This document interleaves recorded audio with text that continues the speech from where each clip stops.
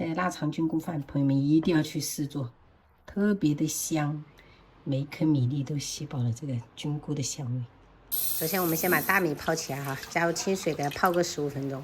媽媽牌臘腸準備2根，然後給它斜刀切成薄片。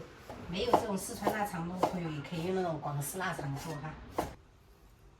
菌菇的話，個人建議朋友們就是準備2到3種，這樣味道會更濃郁。然後用清水，我們先給它淘洗乾淨，控乾水分，然後再給它切成這種薄片備用。鐵鍋燒熱過後，我們加入食用油，先把這個臘腸放上去哈，給它炒一炒，把它中間的這些油脂給它炒出來，這樣煸過的話會更香。直接用這個油哈爆香蔥薑哈，給它小火炒香過後，我們就下入這個菌菇，炒一炒，把它的水分給它炒乾。然後再把浸泡好的大米淘洗一遍過後，控乾水分加進來。調味的話，我們加入醬油，然後適量的老抽，再來一點點蠔油，適量雞精，然後少許鹽，然後給它充分的翻炒均勻哈，炒出醬香味。再把這個臘腸倒進來翻炒。我做燜飯喜歡把米跟這些所有的食材先在鐵鍋裡面混一混，這樣燜出來會更香。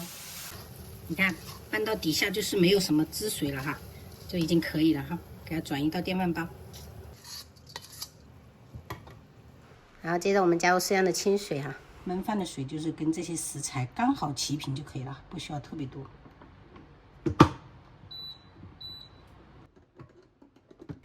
然後最後我們撒一點蔥花，趁熱給它拌一拌，太香，朋友們。這臘腸菌菇飯，朋友們一定要去試做，特別的香。衣服都沒換呢，暑假生活就這樣子。很濃的胡椒粉的味道，手抖多了，就胡椒粉加多了是吧？它這個孔好大，不好控制。沒事沒事，第一次做，要有進步的空間嘛。超級香這個燜飯，來喝點湯，記得。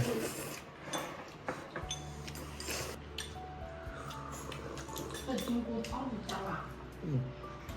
菌菇用來燜飯，我覺得在鹹飯界可以在我心目當中排前3。